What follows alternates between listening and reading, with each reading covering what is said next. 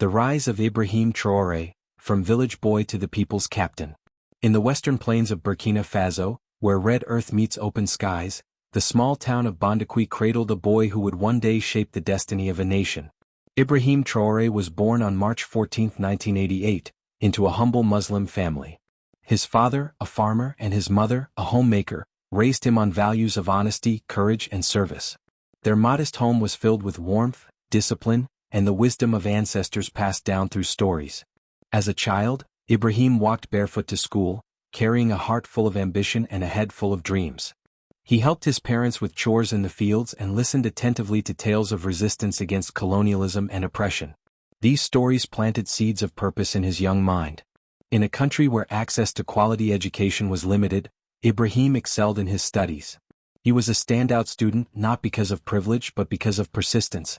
His early education took place in local public schools, where he quickly became known for his discipline and leadership among peers.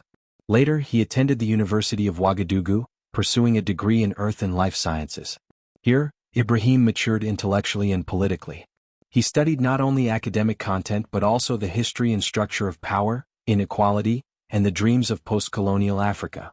During these years, his admiration for Thomas Sankara, the legendary Burkinabe revolutionary, grew stronger. As terrorism and regional instability escalated in the Sahel, Ibrahim felt a deeper calling. He joined the Burkinabe armed forces, a decision rooted in his desire to serve and protect his people. He enrolled at the Muammar Gaddafi Military Academy in Libya, a training ground for Africa's rising military minds. At the academy he learned strategy, discipline, and tactical warfare. But more importantly, he began to understand the geopolitics behind Africa's endless conflicts. He emerged not just as a soldier but as a thinking warrior. After completing his training, Captain Traoré was deployed in some of the country's most dangerous regions. He led anti-terrorism missions in northern Burkina Faso, facing insurgents with little more than courage and a fierce love for his homeland. He saw villages destroyed, civilians massacred, and soldiers abandoned by the very system they served. His sense of justice deepened as he witnessed the consequences of poor leadership, corruption, and foreign interference. Despite the growing risk, Traoré never retreated. He led from the front, earned the respect of his men, and maintained a reputation for integrity. Soldiers and villagers alike began to see him as a rare figure, a man of action who cared. By 2022, Burkina Faso was reeling. Islamist insurgents controlled large swathes of territory. The economy was fragile and public trust in government had eroded.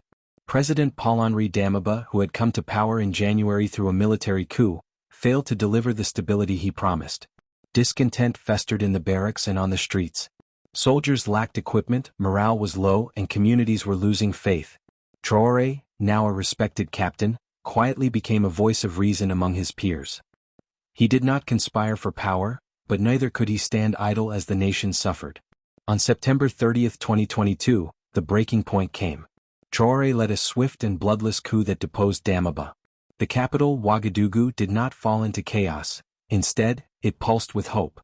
Crowds poured into the streets, waving flags, chanting his name, and painting murals of him next to Thomas Sankara. In his first speech, Captain Ibrahim Traoré addressed the nation not as a conqueror, but as a son.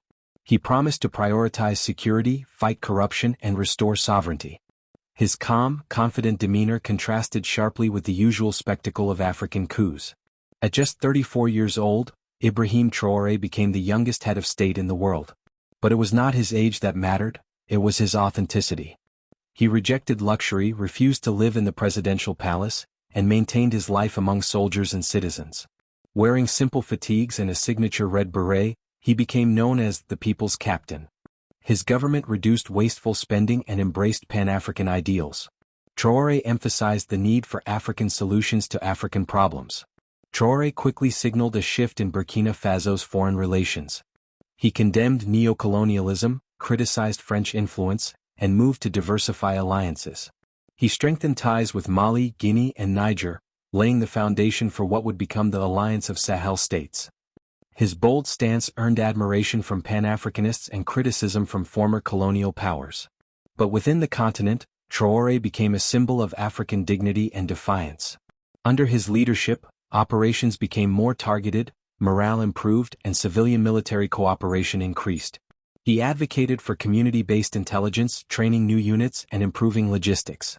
He also supported the development of military-industrial capacity within Burkina Faso to reduce dependence on foreign arms.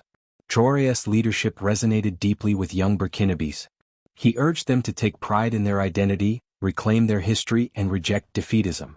His government promoted education, civic training, and cultural revival. He launched initiatives for youth entrepreneurship, agriculture, and digital skills. His message was clear: the future belongs to those who build it. Like Thomas Sankara, Traoré stood for simplicity, national pride, and justice. But he also learned from the past. He took a more cautious approach, avoiding unnecessary provocation while still standing firm on sovereignty. He revived Sankara-era policies like self-reliance, anti-corruption, and women's empowerment. Statues of Sankara were restored, but more importantly, his principles were re-embodied in leadership. Traoré's actions inspired other African nations battling similar challenges.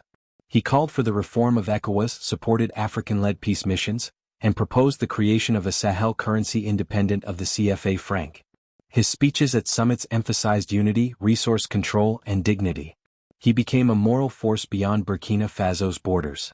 Despite progress, challenges persisted. Terrorism, economic hardship, and infrastructure gaps required sustained effort.